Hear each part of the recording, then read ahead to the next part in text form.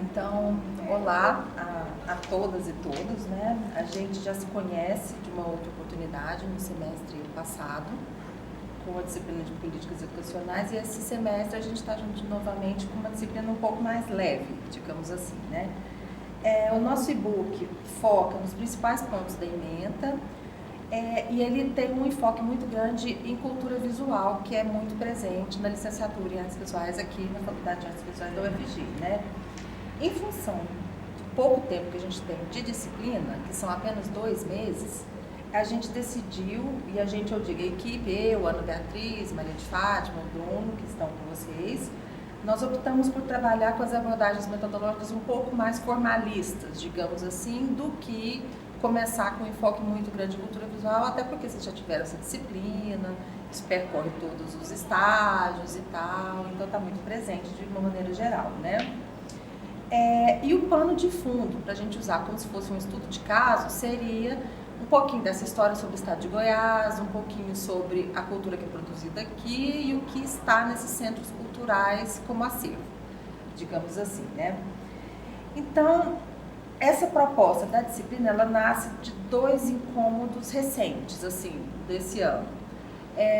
Em junho eu começo a trabalhar com o acervo de artes visuais do Centro Cultural da UFG, e a gente começa a perceber que, primeiro, como a museologia no estado de Goiás é muito voltada para antropologia, etnografia, esses sítios arqueológicos e tal, nós não temos um know-how muito grande em catalogar, organizar o acervo de artes visuais, que possui inclusive um tombamento diferente de uma cadeira, por exemplo. Você não pode sair colocando uma placa, né, numa tela. E aí, até mesmo para encontrar o lugar onde as telas estão, onde as fotografias estão, e aí a gente não está nem falando de arte contemporânea, de vídeo, de instalação, está muito difícil. Então a gente está tendo que fazer um mapeamento assim, humano mesmo, no sentido de ir atrás das coisas. Fiquei sabendo que tal tela está no escritório de não sei quem, que é pró-reitor não sei do que. Então, a gente está tendo que ir atrás disso. E não está catalogado. Então, cada coisa está catalogada como se fosse um objeto, mas não tem uma relação muito organizada de tudo isso. Outro ponto de incômodo é a pouca experiência que nós temos em registrar a própria história de Goiás. Nisso eu encontrei alguns trabalhos, inclusive de professores com quem eu convivo diariamente, a professora Naí Jorge, a Eliane Chaud, a Patrícia Bueno, a Rosane Carvalho, o Armando Coelho, a Lutia Bertazzo, o Aguinaldo Coelho, Maria Madalena Cabral, Maria Elísia Borges, Miriam Bianca do Amaral Ribeiro e Diane Valdez e Helena Castelo Branco. Eles têm pesquisado, esse grupo de pessoas tem publicado, inclusive, muita coisa sobre o estado de Goiás. Mas ainda é muito pouco, então são esses recortes de pesquisa, de documentos que a gente encontra e a gente vai preenchendo as lacunas. E a gente, que eu digo, né, os pesquisadores de maneira geral. Tem muito mais gente, provavelmente, que pesquisa nessa área, que eu não tive a oportunidade de conhecer, mas mesmo assim, a despeito desse trabalho árduo que essas pessoas têm feito, ainda é muito pouco, né? Então, a gente conhece muito pouco da história do estado, e a gente conhece menos ainda sobre as coisas que aqui são feitas e os acervos que estão aqui, inclusive que nem sempre são de artistas goianos, né? Tem muita coisa dos modernistas, por exemplo. Eu não sabia que o Centro Cultural UFG tinha uma Tarsila do Amaral, e tem. Então são coisas que nós não sabemos de nós mesmos, né? E aqui, da instituição que é nossa, que está ali com o acervo à disposição, e a gente nem sabe do que tem ali, né? Então, provavelmente, quando esse vídeo for apresentado para vocês, a gente já vai ter passado pela primeira etapa da disciplina, que começou na última quinta-feira, dia 19 de setembro. E aí, dentro desse período, até mesmo para conhecer um pouco o que vocês conhecem, né, de história de Goiás, e de repente vocês têm referências das cidades de onde vocês estão, a gente está misturando duas referências iniciais. Então, tem um documentário também feito pela UFG, que a gente usa muito poucos recursos que são produzidos, né?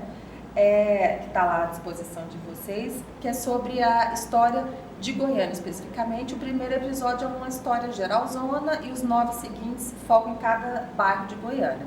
Eu adoraria ter encontrado algum sobre a história de Goiás de uma maneira mais geral, mas o que eu encontrei tem um viés muito de videoaula para cursinho de concurso, e eu achei que atrapalharia mais do que ajudaria em alguns casos.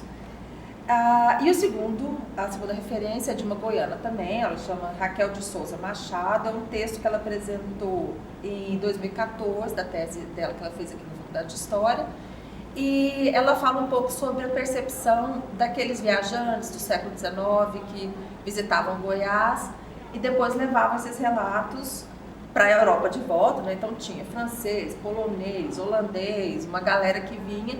E claro que, como o ponto de vista deles era europeu, havia essa comparação. Então, no texto, vocês devem ter percebido que existe essa comparação com a questão urbana, por exemplo. Quando é uma pessoa austríaca, geralmente eles comparam com aquela organização urbana das cidades austríacas que tem um centro que irradia. E, por exemplo, a cidade que chamava Vila Boa e hoje a cidade de Goiás, não é bem assim, né? Ela é um vale entre montanhas, inclusive é bem quente, né, lá. E com essas casas, né, brancas, mais simples, sem tanto ornamento.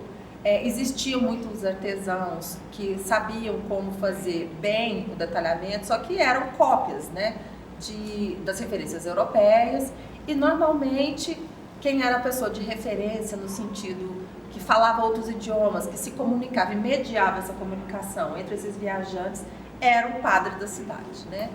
Então, a gente, infelizmente ou felizmente, não sei, a gente ainda tem muito arraigada essa coisa do católico cristão como sendo essa matriz aqui. E claro que isso tem origem também não só na colonização, como tem sido muito enfocado no tempo recente, né? Mas também pela coisa do desbravamento, da busca por ouro, da dizimação dos indígenas e etc, e etc. Então, tem esse viés histórico. E aí fica parecendo, nossa, essa professora está meio que viajando nessa coisa de imagem, não falou nada de imagem até agora. Mas o que a gente tem são, dessas épocas, né, são documentos históricos e algumas fotografias, além desses artefatos que, independentemente da sua fé religiosa, eles majoritariamente estão nas igrejas católicas espalhadas pelo interior da cidade, algumas coisas por aqui. Além dos artefatos indígenas e quilombolas que a gente encontra nesses museus, essa arte está muito vinculada a essa disseminação da fé ainda, né?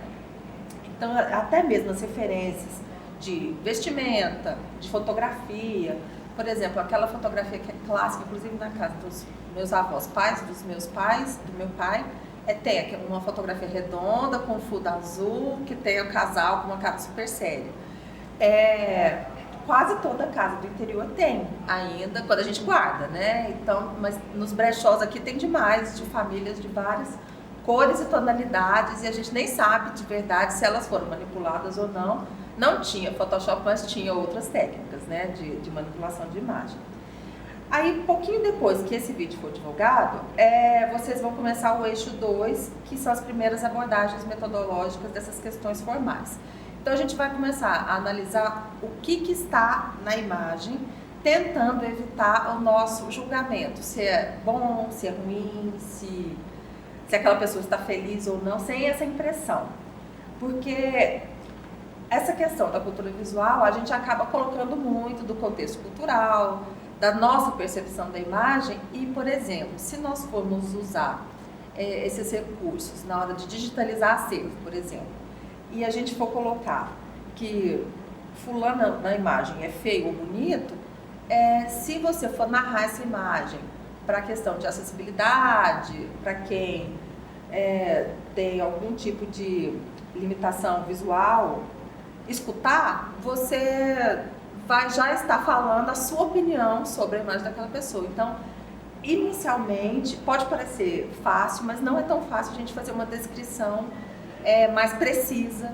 Por exemplo, eu estou olhando para essa câmera que está me filmando, então ela tem uma lente redonda, ela é preta, tem a marca em cima, tem um tripé, a base tem um pequeno cilindro vermelho.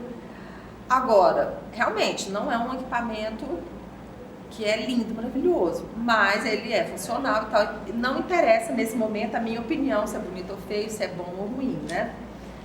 E aí, essa atividade, ela vai valer 2 pontos e a gente vai ter 8 horas de carga horária no mudo.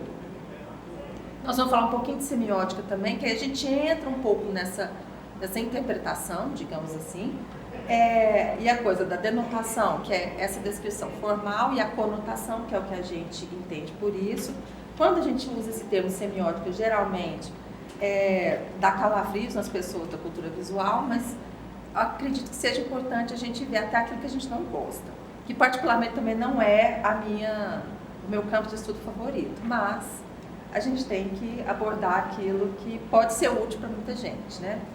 E, por fim, a nossa última atividade, a gente vai falar um pouco mais sobre essa parte conotativa que a semiótica nos apresenta, né? E vamos fazer alguns exercícios curatoriais, algumas construções de imagem e algumas experiências interdisciplinares. Então, a gente continua o eixo 3, que começa no dia 25 de outubro, com os aspectos culturais, sociais e históricos, derivando um pouco dessa coisa da conotação da imagem. E a gente vai trabalhar com as imagens que nós estamos conseguindo digitalizar em alta resolução do acervo do Centro Cultural da UFG.